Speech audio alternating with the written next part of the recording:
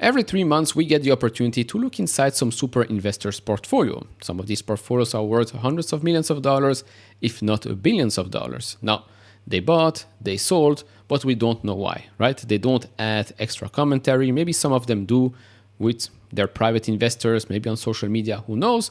But throughout this video, we can only see how much they reduced or how much they added, or if it's a completely new company. Then we can make up our own mind and say, oh, they bought because of this and they sold because of that. Of course, do share your opinion down in the comment section below. We're going to start with 5 in this video, then probably 6 in the second part. So if you enjoy this type of videos, leave it a thumbs up, subscribe if not.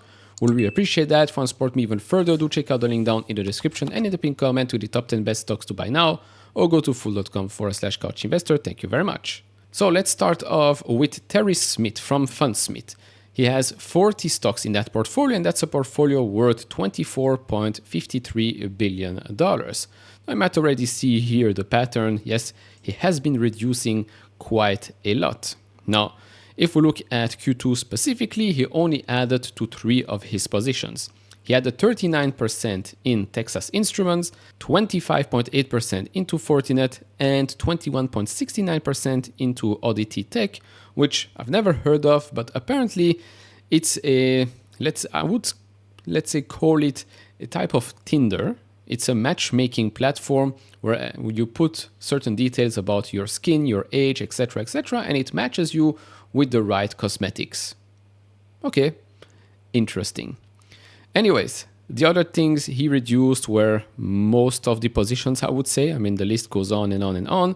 The biggest chunk was McCormick, 17.83% reduction, 6.2% reduction in Microsoft. I mean, you might say, oh, it's a lot, but Microsoft is still, I believe, his number one position. If we go back to the holdings, we can see Microsoft still 13% of the portfolio, with Meta at 10%. So although he reduced his positions in quite a lot, basically raising quite a lot of money as well, the number 1 and number 2 are still tech companies. If you look at the couple of sectors in his portfolio, so we've got 21% consumer staples, 20.5% healthcare, 20.4% information technology, where basically it's actually 40% technologies, information technology and technology is separate, but let's take it together, it's 40%. Then we've got 7.3% services, 6.4% consumer discretionaries, and 3.85% industrials, and 0.33% financials.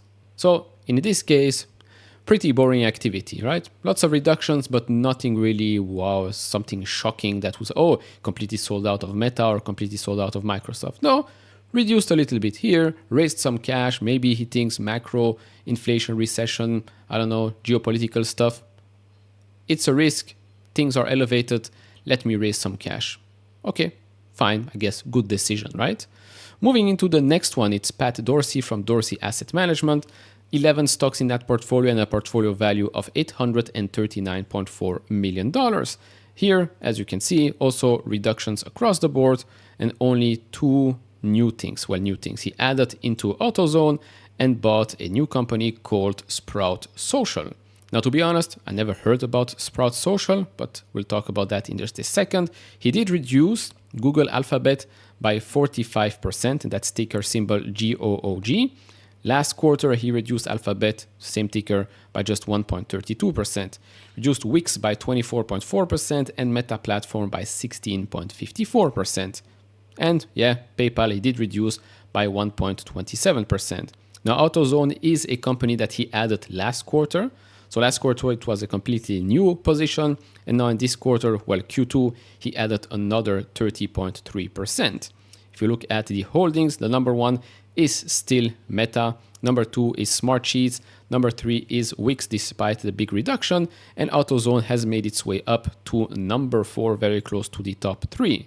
As for Sprout Social, the stock is down 32% year over year. Sprout Social is a social media management tool that helps brands communicate with customers across social channels, collaborate across teams, and measure the effectiveness of their efforts.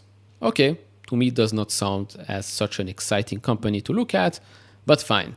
The sectors in the portfolio, you've probably already noticed, majority, well, 54% is technology, 12.6% is industrials, 10.72% consumer discretionary, 8.2% financial, 7.3% information technology. So again, Technology should be closer to 60% of the portfolio. Then we've got services, 6.97% of the portfolio. Moving on to Monish Pabrai, the one with the least positions in the portfolio that we will cover. He only has 4 positions and it's probably always the same, or has been always the same, especially same industries.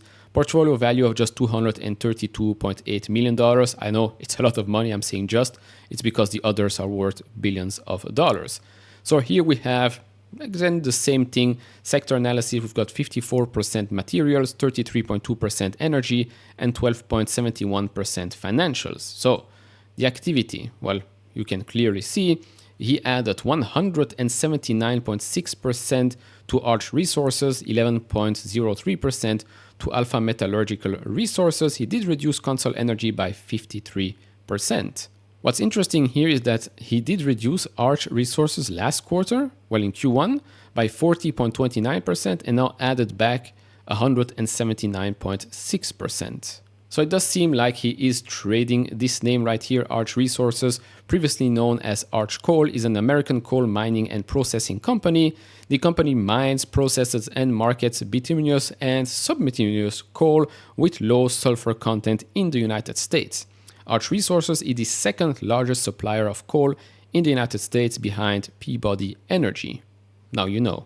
As for Alpha Metallurgical Resources, formerly known as Contura Energy, is a leading coal supplier with underground surface coal mining complexes across northern and central Appalachia. So yeah, very interested in coal.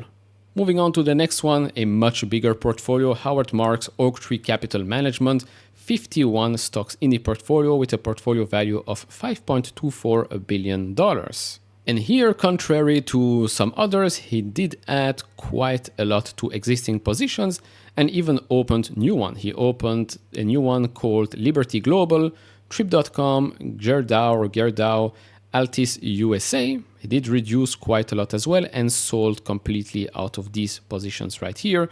Baidu, Li Auto, so some Chinese companies, Hertz Global as well. So lots of activity in the quarter from Howard Marks. Now, some of these positions, of course, are quite big already. If we go back to his holdings, we can see right here, this is the number one position, Torm PLC, 32.8%. He did reduce it by 13.52%. Now, Torm PLC is a shipping company. Yeah, you heard that right. A shipping company headquarters in the United Kingdom and the capital region of Denmark.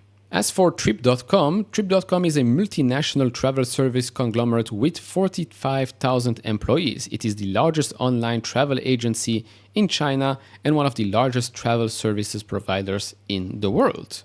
As for Gerdau, it's the largest producer of long steel in the Americas with steel mills in Brazil, Argentina, Canada, Colombia, Dominican Republic, Mexico, Peru, United States, Uruguay, and Venezuela. Now, these are just starter positions for him, right? Liberty Global, just 1.2% of the portfolio. Trip.com, 0.52%. Then Gerdau here, 0.37% of the portfolio. So nothing that big, just starter positions. Of the top 10, let's say, the only big moves would be Starbulk Carriers Corp. He added there 30.43%. Overall, the segments of the portfolio, 33.23% in industrials, 13.59% energy, close to 11% in materials, 9.6% consumer goods, 9.17% financials. Then you've got here all the rest. So it's a pretty diversified portfolio. I would say it touches each and every segment. But of course, you've got, let's say, the majority of the portfolio in just these two positions right here, Torm and Chesapeake Energy, which I always think reading here Cheesecake Energy, but it's not, it's Chesapeake Energy. And to be honest, these are the types of moves where I am interested in some commentary, right? Why open positions in these companies? Why make it this small or this big? Why reduce some of the top holdings? Why actually have a top holding or top two holding that make around 42% of the overall portfolio?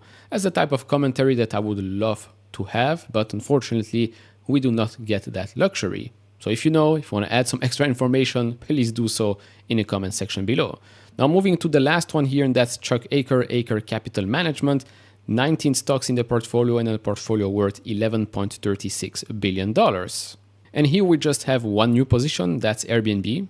Completely new position, pretty small, 1.25% of the portfolio did reduce in quite a lot, but not by much. The biggest one here is CarMax, reduction by 20.5%, MasterCard by 12.38%.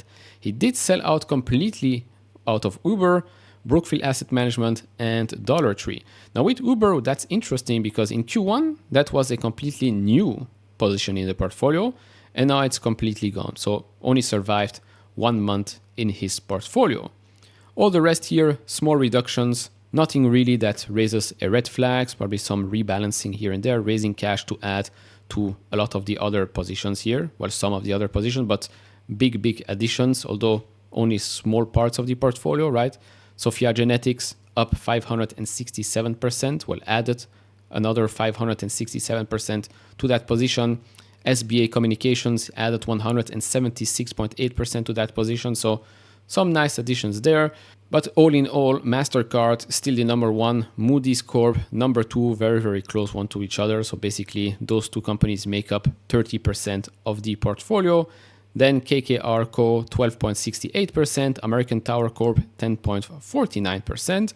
So you've got the sectors here, of course, not surprising, right? With MasterCard and Moody's at the top there. You've got financials, 41.47% of the portfolio, services 23.2%, technology 12.11%, industrials 11.5%, and then you've got here the others. So that's okay, interesting. I mean, I like to see that he added Airbnb in Q2. Of course, he added that in Q2. After the earnings report, the stock did drop. So we'll have to wait another 3 months to see if he added more to Airbnb. Now, with regards to Sophia Genetics, that position that's only 0.08 of the portfolio, where it did add 567% to it, well, that company is a data-driven medicine software company with headquarters in Lausanne, Switzerland, and Boston, Massachusetts. It provides genomic and radiomic analysis for hospitals, laboratories, and biopharma institutions. Stock is up 13.6% year over year, has a market cap of just $226.6 million. So basically, those are long shots, I would say, long bets. So that's about it for me in this video, part 1. Part 2, we will probably see a bit more movement with regards to Chinese companies because some of these super investors in part 2 have previously bought Chinese companies, Alibaba, JD, Baidu. Let's see what they're doing right now or what they did in Q2. Do share your predictions down in the comment section below. Like, subscribe, hit all the buttons, and I'll see you all in the next one. Bye bye.